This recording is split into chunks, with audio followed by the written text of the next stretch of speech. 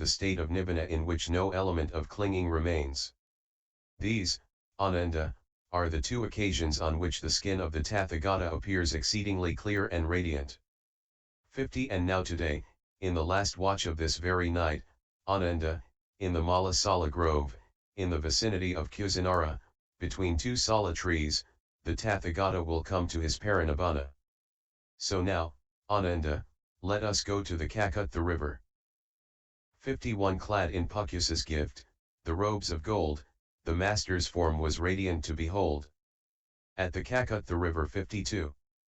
Then the Blessed One went to the Kakut the river together with a great community of bhikkhus. 53 And he went down into the water and bathed and drank. And coming forth from the water again, he went to the mango grove, and there spoke to the Venerable Kundaka, saying, Please fold my upper robe in four, Kundaka, and lay it down. I am weary and would rest a while. So be it, Lord. And Kundaka folded the robe in four and laid it down. 54 And the Blessed One lay down on his right side, in the lion's posture, resting one foot upon the other, and so disposed himself, mindfully and clearly comprehending, with the time for rising held in mind. And the Venerable Kundaka sat down right in front of the Blessed One. 55 The Buddha to Kakutha's river came, where cool and limpid flows the pleasant stream. There washed in water clear his weary frame the Buddha, he in all the world supreme. And having bathed and drank, the teacher straight crossed over, the bhikkhus thronging in his wake. Discoursing holy truths, the master great towards the mango grove his path did take. There to the elder Kundaka he spoke, Lay down my robe, please, fold it into four. Then the elder, swift as lightning stroke, hastened the teacher's bidding to obey. Weary, the Lord then lay down on the mat, and Kunda on the ground before him sat, relieving Kunda's remorse. 56 Then the Blessed One spoke to the Venerable Ananda, saying, It may come to pass, Ananda, that someone will cause remorse to Kunda the metal worker, saying, It is no gain to you, friend Kunda, but a loss, that it was from you the Tathagata took his last alms meal, and then came to his end. Then, Ananda, the remorse of Kunda should be dispelled after this manner, It is a gain to you, friend Kunda, a blessing that the Tathagata took his last alms meal from you, and then came to his end. For, friend, face to face with the Blessed One I have heard and learned, there are two offerings of food which are of equal fruition, of equal outcome, exceeding in grandeur the fruition and result of any other offerings of food. Which two? The one partaken of by the Tathagata before becoming fully enlightened in unsurpassed, supreme enlightenment, and the one partaken of by the Tathagata before passing into the state of nibbana in which no element of clinging remains. By his deed the worthy Kunda has accumulated merit which makes for long life, beauty, well-being, glory, heavenly rebirth, and sovereignty. Thus, Ananda, the remorse of Kunda the metal worker should be dispelled. 57 Then the Blessed One, understanding that matter, breathed forth the solemn utterance. Who gives, his virtues shall increase, who is self-curbed, no hatred bears, whoso is skilled in virtue, evil shuns, and by the rooting out of lust and hate and all delusion, comes to be at peace. Part 5, at Kusinara. Last place of rest. 1 Then the Blessed One addressed the Venerable Ananda, saying, Come, Ananda, let us cross to the farther bank of the Hiranavati, and go to the Malasala Grove, in the vicinity of Kusinara. So be it, Lord. 2 And the Blessed One, together with a large company of bhikkhus, went to the further bank of the river Hiranavati, to the Sala Grove of the Malas, in the vicinity of Kusinara. And there he spoke to the Venerable Ananda, saying, 3 Please, Ananda, prepare for me a couch between the twin Sala trees, with the head to the north. I am weary, Ananda, and want to lie down. So be it, Lord. And the Venerable Ananda did as the Blessed One asked him to do. Then the Blessed One lay down on his right side, in the lion's posture, resting one foot upon the other, and so disposed himself, mindfully and clearly comprehending. For at that time the twin sala trees broke out in full bloom, though it was not the season of flowering. And the blossoms rained upon the body of the Tathagata and dropped and scattered and were strewn upon it in worship of the Tathagata. And celestial mandarava flowers and heavenly sandalwood powder from the sky rained down upon the body of the Tathagata, and dropped and scattered and were strewn upon it in worship of the Tathagata. And the sound of heavenly voices and heavenly instruments made music in the air out of reverence for the Tathagata. 5. And the Blessed One spoke to the Venerable Ananda, saying, Ananda, the twin sala trees are in full bloom, though it is not the season of flowering. And the blossoms rain upon the body of the Tathagata and drop and scatter and are strewn upon it in worship of the Tathagata. And celestial coral flowers and heavenly sandalwood powder from the sky rain down upon the body of the Tathagata and drop and scatter and are strewn upon it in worship of the Tathagata. And the sound of heavenly voices and heavenly instruments makes music in the air out of reverence for the Tathagata. 6. Yet it is not thus, Ananda, that the Tathagata is respected, venerated, esteemed, worshipped, and honored in the highest degree. But, Ananda, whatever bhikkhu or bhikkhuni, layman, or laywoman, abides by the Dhamma, lives uprightly in the Dhamma, walks in the way of the Dhamma, it is by such a one that the Tathagata is respected, venerated, esteemed, worshipped, and honored in the highest degree. Therefore, Ananda, thus should you train yourselves, we shall abide by the Dhamma, live uprightly in the Dhamma, walk in the way of the Dhamma. The grief of the gods.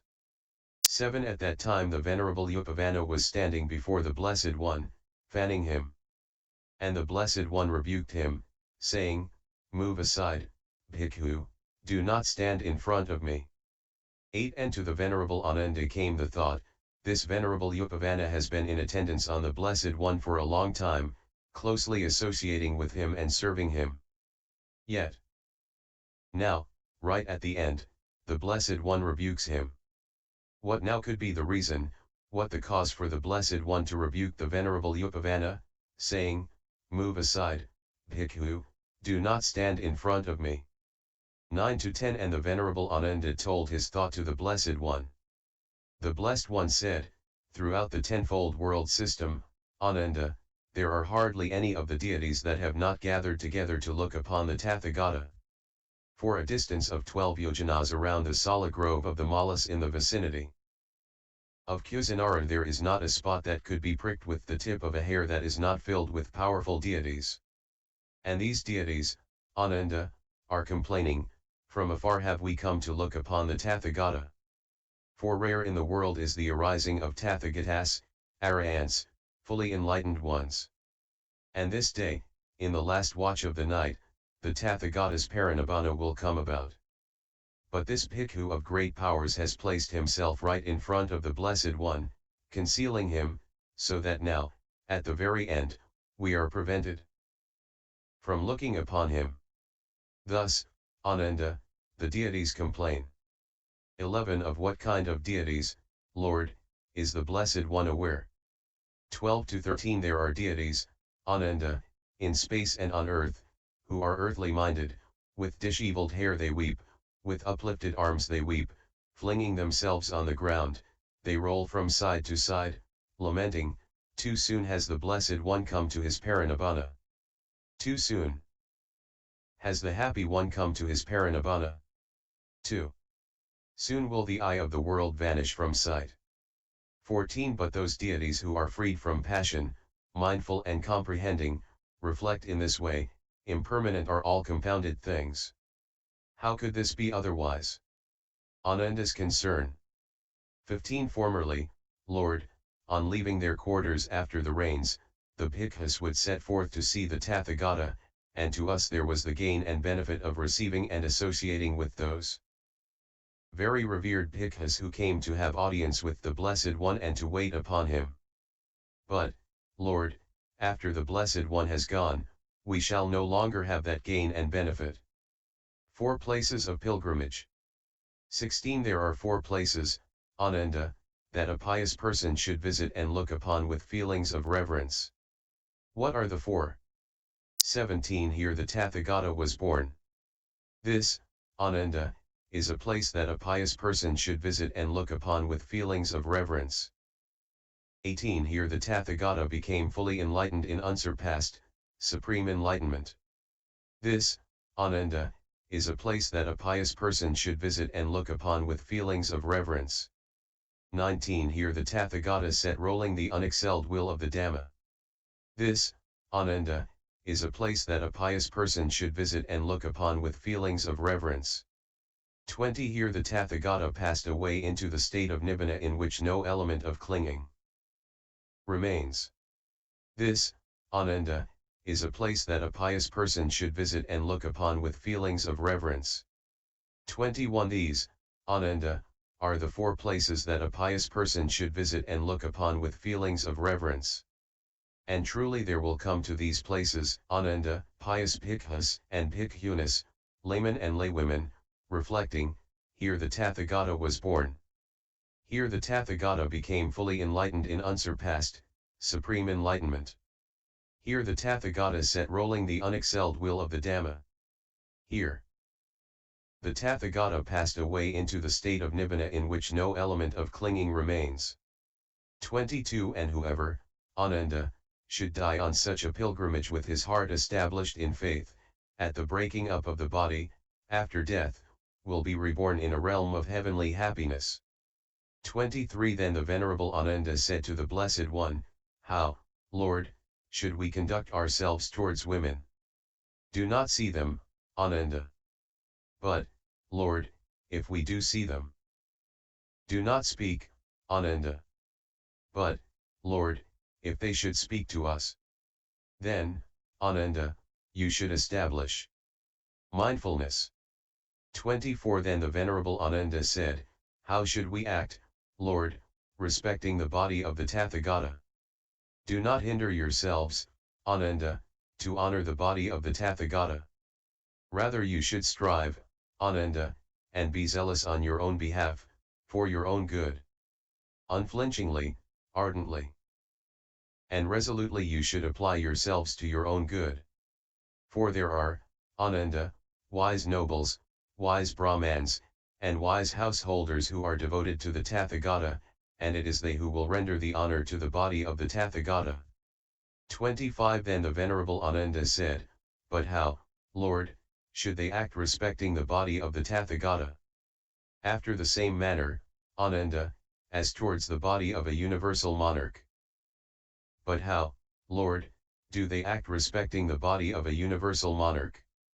26 The body of a universal monarch, Ananda, is first wrapped round with new linen, and then with teased cotton wool, and so it is done up to 500 layers of linen and 500 of cotton wool. When that is done, the body of the universal monarch is placed in an iron oil vessel, which is enclosed in another iron vessel. A funeral pyre is built of all kinds of perfumed woods, and so the body of the universal monarch is burned, and at a crossroads a stupa is raised for the universal monarch. So it is done, Ananda, with the body of a universal monarch. And even, Ananda, as with the body of a universal monarch, so should it be done with the body of the Tathagata, and at a crossroads also a stupa should be raised for the Tathagata. And whosoever shall bring to that place garlands or incense or sandal paste, or pay reverence, and whose mind becomes calm there, it will be to his well-being and happiness for a long time. 27 There are four persons, Ananda, who are worthy of a stupa. Who are those four? A. Tathagata, an arahant, a fully enlightened one is worthy of a stupa, so also is a Paksabuddha, and a disciple of a Tathagata, and a universal monarch. 28-31 And why, Ananda, is a Tathagata, an arahant, a fully enlightened one worthy of a stupa? Because, Ananda, at the thought, this is the stupa of that blessed one, arahant, fully enlightened one, the hearts of many people will be calmed and made happy, and so calmed and with their minds established in faith therein, at the breaking up of the body, after death, they will be reborn in a realm of heavenly happiness. And so also at the thought, this is the stupa of that Paksha Buddha, or this is the stupa of a disciple of that Tathagata, Arahant, fully enlightened one, or this is the stupa of that righteous monarch who ruled according to Dhamma, the hearts of many people are calmed and made happy, and so calmed and with their minds established in faith therein, at the breaking up of the body, after death, they will be reborn in a realm of heavenly happiness. And it is because of this, Ananda, that these four persons are worthy of a stupa. Ananda's grieve.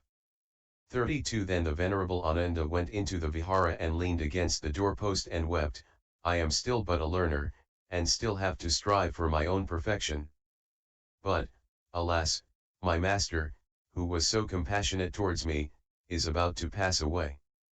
33 And the Blessed One spoke to the bhikkhus, saying, Where, bhikkhus, is Ananda?